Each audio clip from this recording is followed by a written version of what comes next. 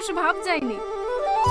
तू आती है सीने में जब जब सांसें भरता বাবা এক্ষুনি ধরা পড়ে যেত।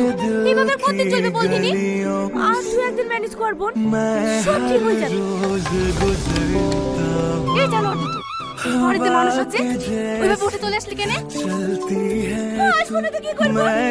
আমাদের কি কোনো মান সম্মান নাই মা? এই আজকে কাছে লেগে নতুন মানুষের সামনে অপমান করছো। আমি কি দেবো না বলেছি? এই, তুই আমাকে মা বললি? হ্যাঁ তো কি হয়েছে? তুমি তো আমাকে ছোটবেলা থেকে মানুষ করেছ, পিটিকে মা বলা যাবে না নাকি? পিটি আর মা তো একই। না কোনোদিন বলিসনি তো। আজ থেকে তোমাকে মা বলি ডাকবো। তোমাকে এত ভালোবাসি, তুমি অপমান করলে খারাপ লাগবে না বলো?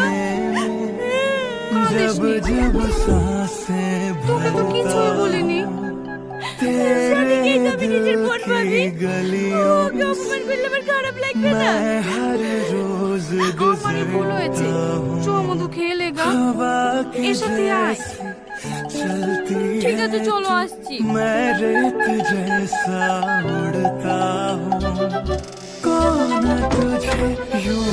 চলে গেছি।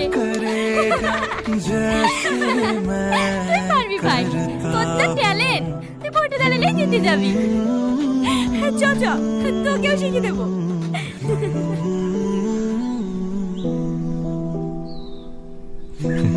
তোমরা এখানে বসে আছো? বসেন দুলা ভাই।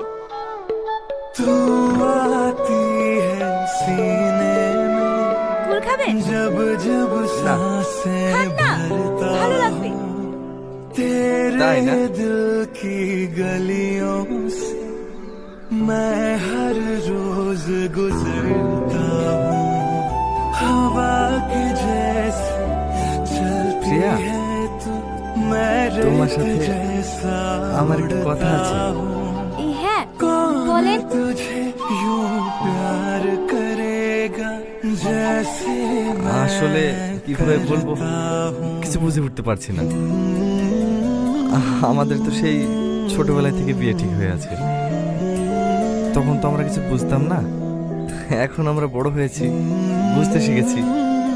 বিয়ের আগে দুজন দুজনকে জানাটা খুবই জরুরি। হ্যাঁ সে তো ঠিকই।